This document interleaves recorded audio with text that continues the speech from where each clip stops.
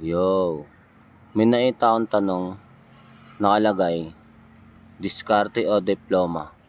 Yung sagot ko parang bandang gitna. Alam mo kung ano yun? Realidad, men. 'Di ba?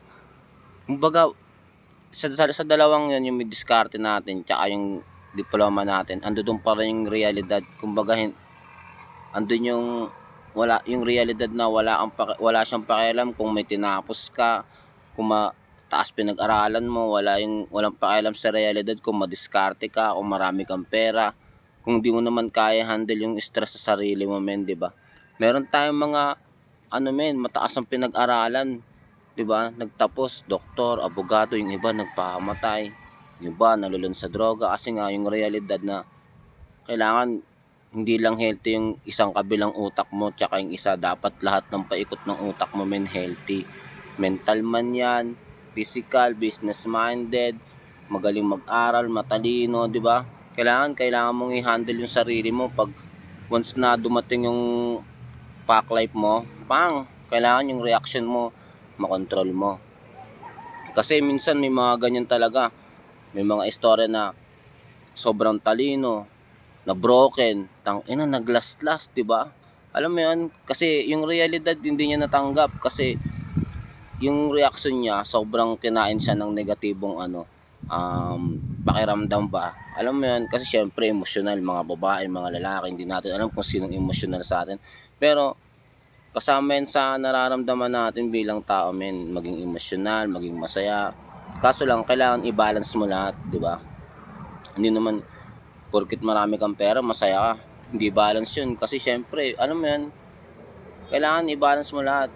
Paano mo i-handle yung mga problema sa buhay mo na dadating, mabigat man 'yan o magaan, paano mo i-react ng yung iba kasi pag nag-react, nagpapanik, 'di ba? Syempre bago pa lang eh.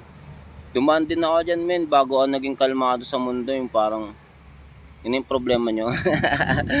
Sa akin, mas mabigat, pero alam mo yan, ginalawan ko lang hanggang sa naging still na lang ako. Parang, kahit ano namang isip ko dyan, di na magbabago yan, papalupitin ko na lang yung sarili ko. Kumbaga, lilipas yung panahon, survive ako, pero yung sarili ko, binago ko, pinalupit ko. Alam mo yan, hindi na ako sumasama sa mga masasama. Alam mo yan na, mas gusto ko na lang sarili ko, pinapaangat ko, parang ayoko na sumama sa mga negative, ayoko sa mga gossip, ayoko na may socialize ng negative. Gusto ko yung masasaya lang, ina-appreciate nila yung buhay, naalagaan nila yung sarili nila, kumakain ng masarap. Kasi para maging positibo ka, ang pagbabago sa sarili mo, kahit wala kang pera, 'di ba? Kunwari nakikita mo sa sarili mo tumataba ka, hindi ka na shape, hindi ka na fit, doon pa lang papasok yung negative sa sarili mo na tumataba na ako. Siyempre negative na yun, pumapangit na ako. Alagaan mo yung sarili mo, magpa-sexy ka, magpaganda ka, magpa-pogi ka.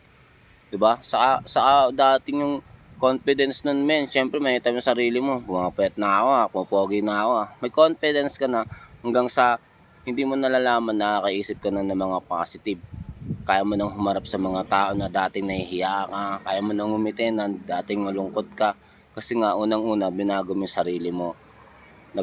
Exercise ka, kumain ka na masustansya. Doon lang yun, Yung iba, kailangan pa magpa-opera para gumanda. Hindi, confidence lang.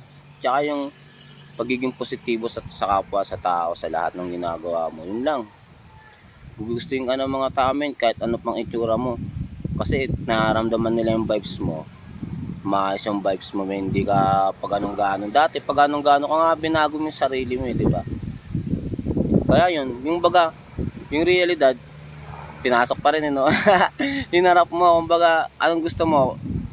Kainin ka ng realidad o maipaglaro ka sa realidad? Yun lang yun, di ba, Tapos bantayan natin yung earth, yun lang. Malay mo dyan, loba si King Kong. Siya si Godzilla, no? Sorry po.